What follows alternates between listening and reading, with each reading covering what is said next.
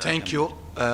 We came here today to give you some information about the latest situation in Palestine. We met a few minutes ago with the Secretary General. We discussed with him the situation in Palestine, and we draw his attention about the horrific situation, particularly after the bombardment in the north of Gaza, killing innocent people and destroying schools, shelters, hospital. And we agree that we will do our best to reach a ceasefire. And we are also going, as you know, last 2 days ago, we had a meeting in the Security Council about the situation in Palestine, and we are trying our best to reach a ceasefire.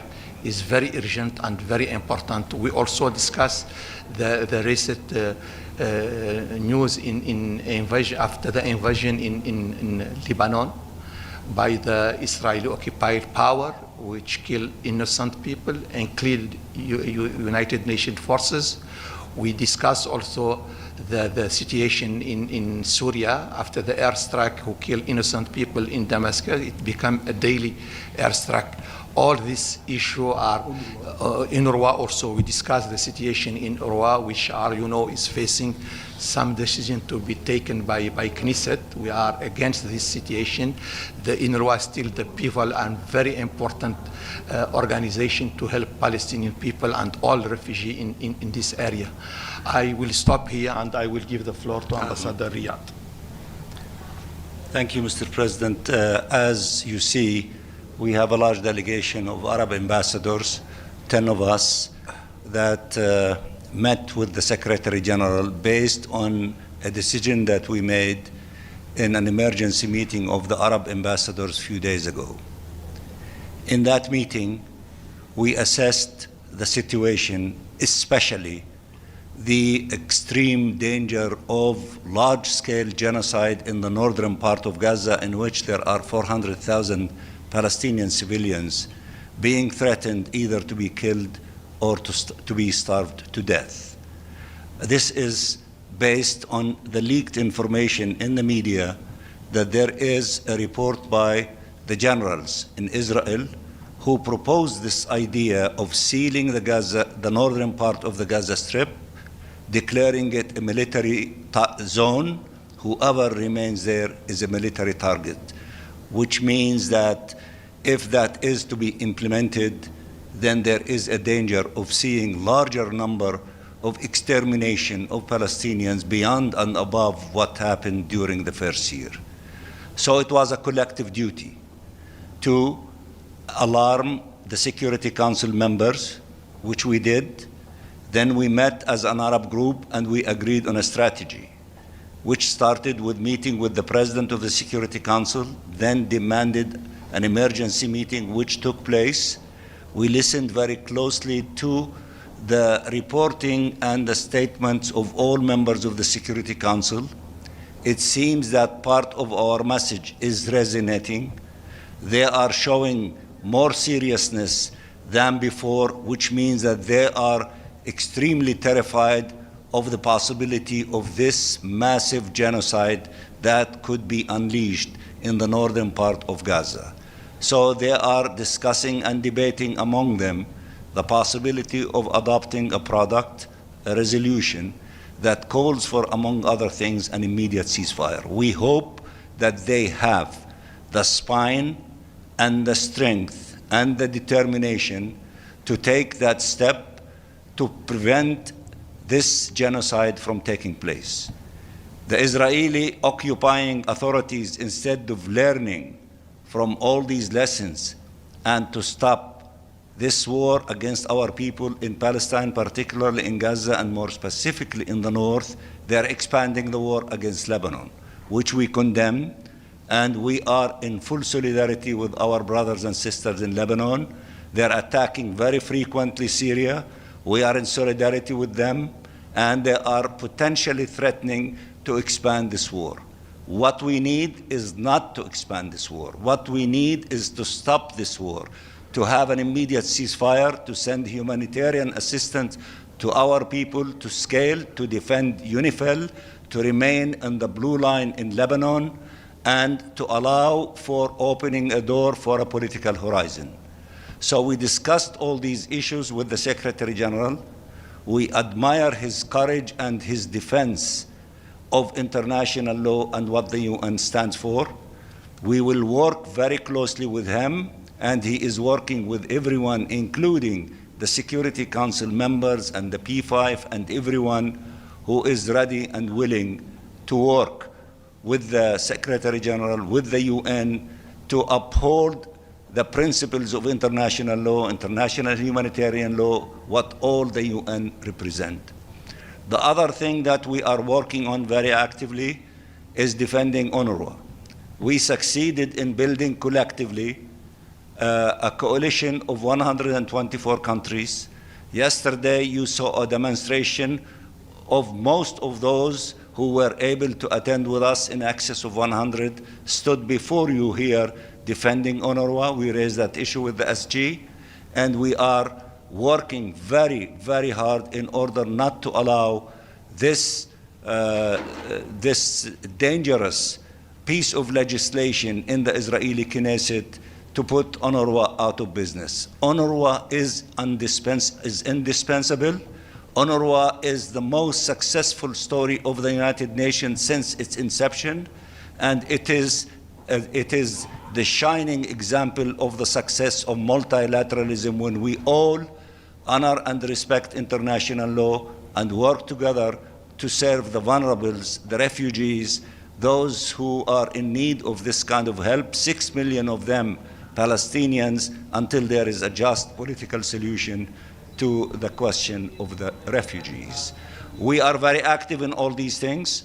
We are active along with the SG, who send a letter to all member states and to all the agencies to respond to him with what they are going to do to uphold the historic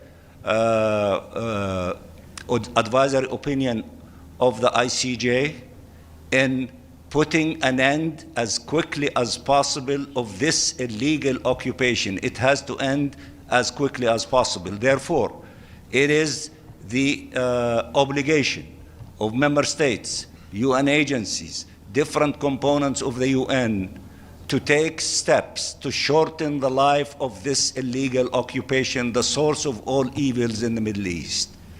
And we promised him that we will cooperate with him to send to him all the information of what each and every country is doing and what they propose that should be done in terms of mechanisms in order to shorten the life of this illegal occupation, and as the General Assembly asked for, to end it within 1 year. And we promised him as Palestine that we will urge all member states, all agencies, everyone to respond in a positive way to the call of the SG and to send all the informations available to them about what they are doing to shorten the life of this illegal occupation, and to propose ideas, creative ideas, practical ideas, in order to build the necessary mechanisms in order to expedite the process of shortening the life of this illegal occupation.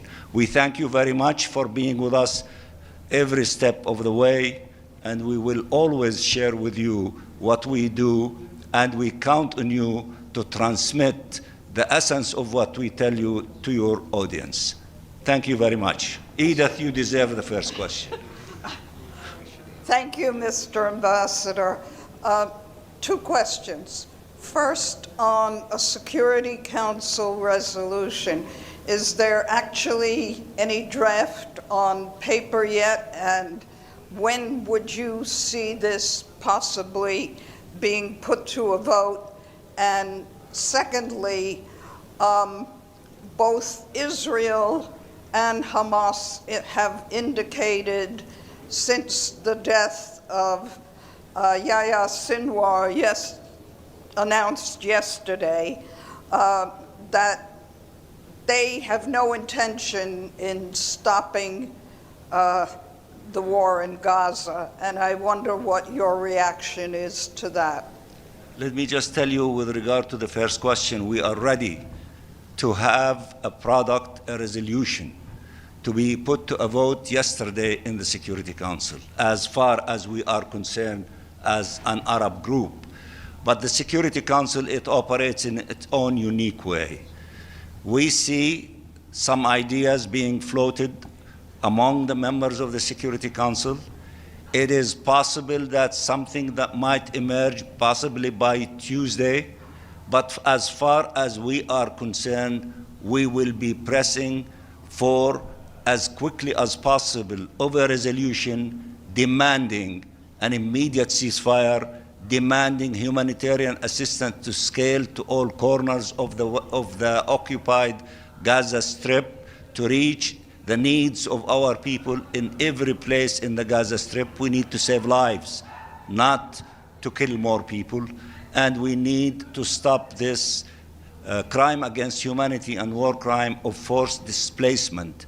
All Palestinians in the Gaza Strip who were forced to be displaced from one part to another part should be allowed to return to where they were pushed out from in accordance with Resolution 2735, and not only to return because the winter is approaching, but also to provide them with shelters so that they can survive the difficult time of winter.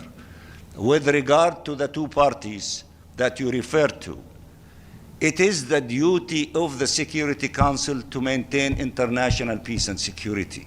It is not up to the fighting parties to dictate upon all of us their wishes and their activities and their abhorrent, especially Israel, their abhorrent activities and violations of the law and the war of genocide against the Palestinian people. Therefore, it is the duty of the Security Council to say, we demand an immediate ceasefire and compliance by all parties. And we demand that to take place, for example, within 24 hours or within 48 hours, or else. This is the Security Council has the tools to force its will and to use everything available to it, including, should not be a taboo, going into the area of Chapter 7. And in this regard, with regard to UNRWA, if they continue on the path, among other things, of trying to destroy it, there is no taboo in the General Assembly of questioning the seat of a country that does not respect all of us, nor the General Assembly, nor international law, nor the Security Council, nor the Secretary General, a country that behaves in such arrogance and disrespect to its obligation under the Charter of the United Nations does not deserve to have a seat in the General Assembly among us. So therefore, there are no taboos, and we will explore everything in order to stop this war, to defend UNRWA, and to do the right thing, and to open doors for a political horizon that would put an end to this illegal occupation as quickly as possible and allow for the independence of the state of Palestine to be living in a sovereign way with East Jerusalem as its capital, and therefore to actualize the two-state solution to become a reality. We are determined to do everything within our power as an Arab group, and our friends, the OIC group, the NAM movement, the Europeans, the Africans, the Latino, the Asians, everyone, in order not to allow a country to continue to behave that as if it is above the law. No one is above the law.